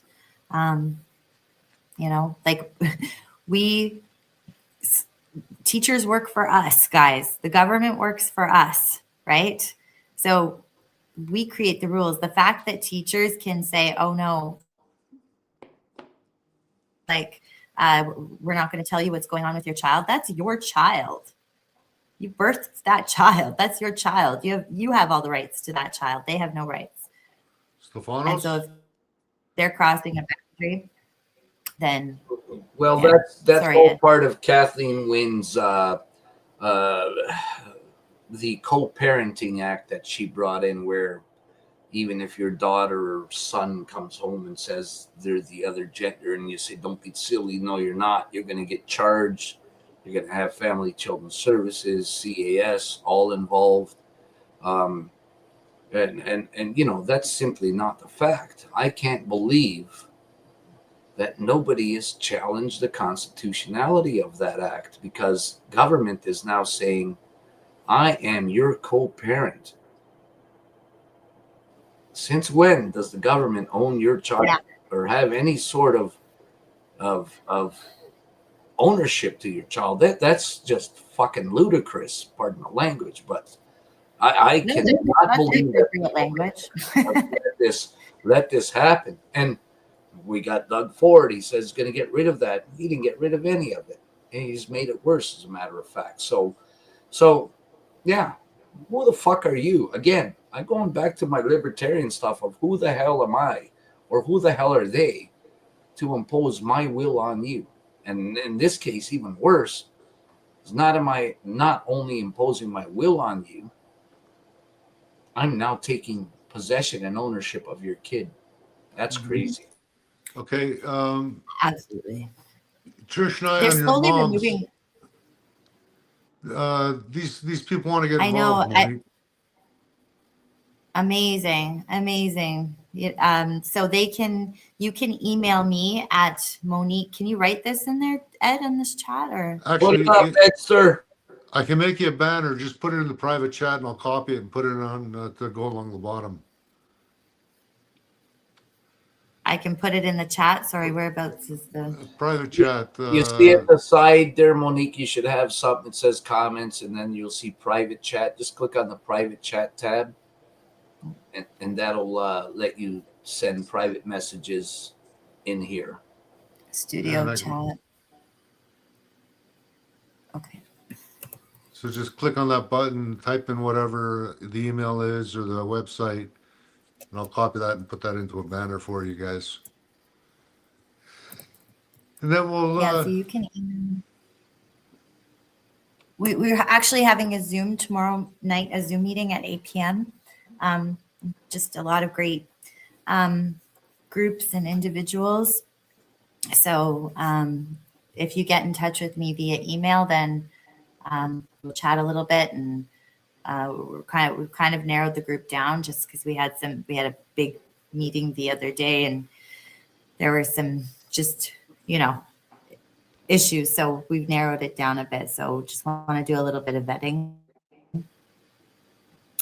because this is a really complicated issue. It's a sensitive issue, so just want to do our due diligence and making sure that the message is really clear that this is mothers, parents, citizens against child trafficking and child exploitation. So that's your email there. What happened to that? Why'd that go down? I didn't do anything.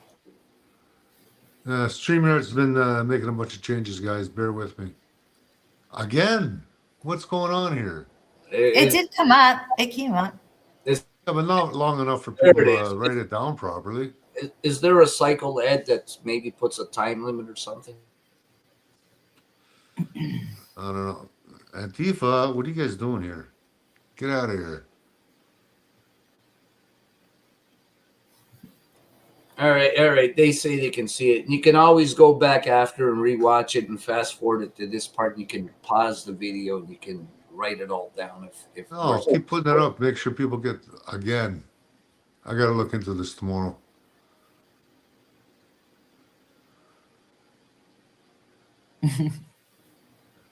Ed All right, so, fighting me with a mouse.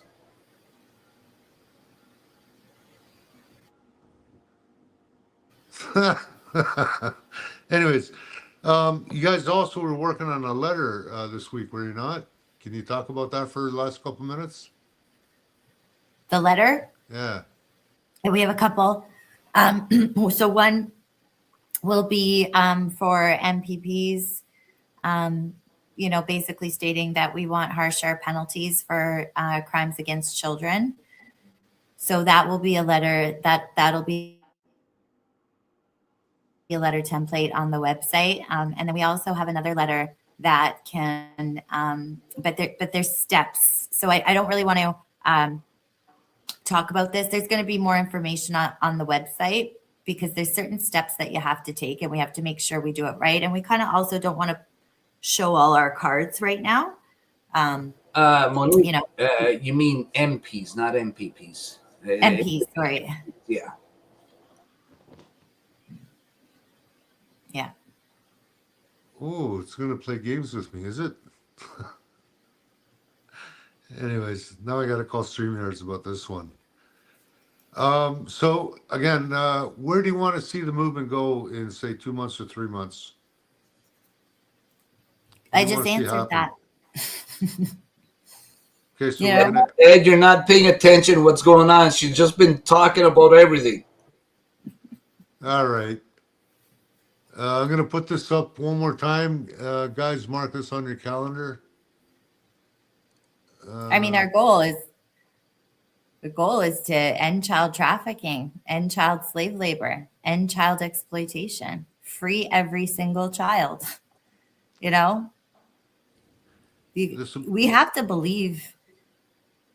Yeah, you have to have the belief first, the belief that you can do something, and the rest will kind of follow. But the thing is, people have to really come to terms with this and truly, without with full conviction, believe and know that this is happening, right? And then we can take those steps, we can take action. I think the problem is people just don't want to believe it. It's a really hard topic to. The other problem is it's not affecting them at the moment, so it's something they don't get involved in, and that's the biggest hurdle I've come across in all the different types of legal issues that have helped and advocated for people from disabled kids to sexual assault victims to criminal victims, and so it's a difficult thing to do, but you need stamina, attrition, and the will to keep going. And don't back down; it'll grow. Sometimes quicker, other times not so fast, but it does grow. And we need people to step up, guys. I've said this thousands of times. Get off the couch, do something, have those conversations, share this video out, get talking about this stuff. Follow Monique, follow the other groups we spoke about, get involved with Goofbusters. We're going to win this one, but we ain't going to win it by sitting on the couch. Yeah, 100%. And- We can keep talking about this until we're blue in the face. What good is it really doing? Right? We're actually just only making ourselves more stressed, more angry, more sad, more sick.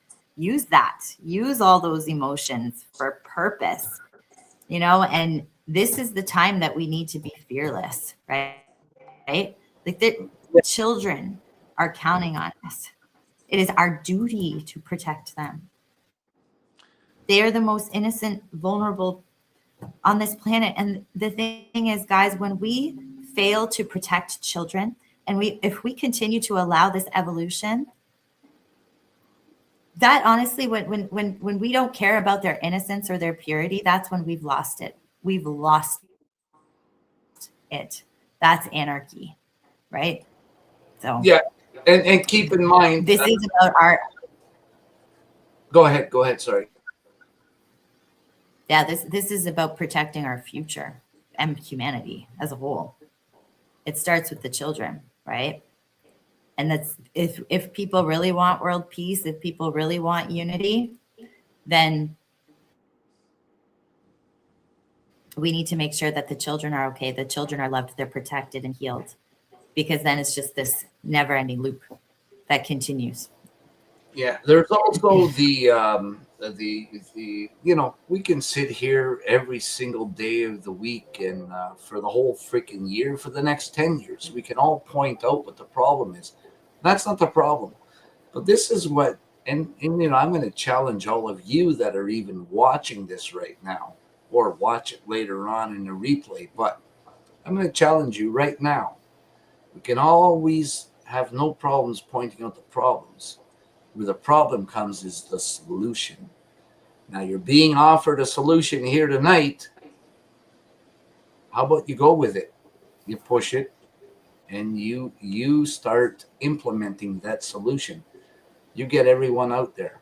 And I'm not just talking protests. I'm talking Jimmy tonight had a great point, and I've been saying this for years all through COVID. Get yourselves involved. Run for office. If it's municipal office, who cares? This is what they've done to us. They've infiltrated over the years in municipal office, in provincial office, in federal office. Run for office. Don't be scared. When I first ran in 2012, 2013 in provincial office, that was my first run. I didn't know shit. But I still done it. It just takes a little bit of your stuff, your time. I've been an advocate with the Ontario Landowners Association, their constitutional rights, private property rights. This is where I've become an expert in these areas. Determination. Get in there, push it, stick with it. It's not a fad. It's not something that comes and goes because it's the current thing. It's not a fad. So don't just jump on and jump off as things come and go, because no matter what we do here, it's going to continue. The objective and the goal is, ideally, we want to stop it completely. Realistically, will it ever stop completely? I don't think so, but we can sure as hell make an attempt for that to happen and put an end to it. And it's going to start with taking action. And I'm not just talking music, dancing in the street and protesting. We're talking more action, real action. So if it comes to court action, it comes to showing up in front of these politicians' homes, staying there all night in front of their homes, all morning, all day, and push that protest to them until they cave. Doug Ford, don't spare him no quarter. He spares your children none, especially in the private school system. Sam Oosterhoff, outside his home, he's already cried like a little bitch, actually, when they protested outside his home. He called the police on him. They told him too bad, nothing can do for it. So you just get out there and take action. Join up with Monique, but take action. That's right. Don't touch our kids, because as Bam Bam says, nobody likes a pedophile. All right, guys. Thanks for coming on. Monique, maybe we'll get you on for a few minutes again in a week today. Guys, if you found any value in this broadcast, please share it out. You can find it on YouTube for those of the people that don't go on Facebook. Capital S as in silver is real money. That's my personal web YouTube page. You can share that out a million different ways. And of course, it's not seeing any traffic because the truth is always being hidden. We're in a spiritual information war. Thanks, good night, and see you next week. Bye, guys. Bye.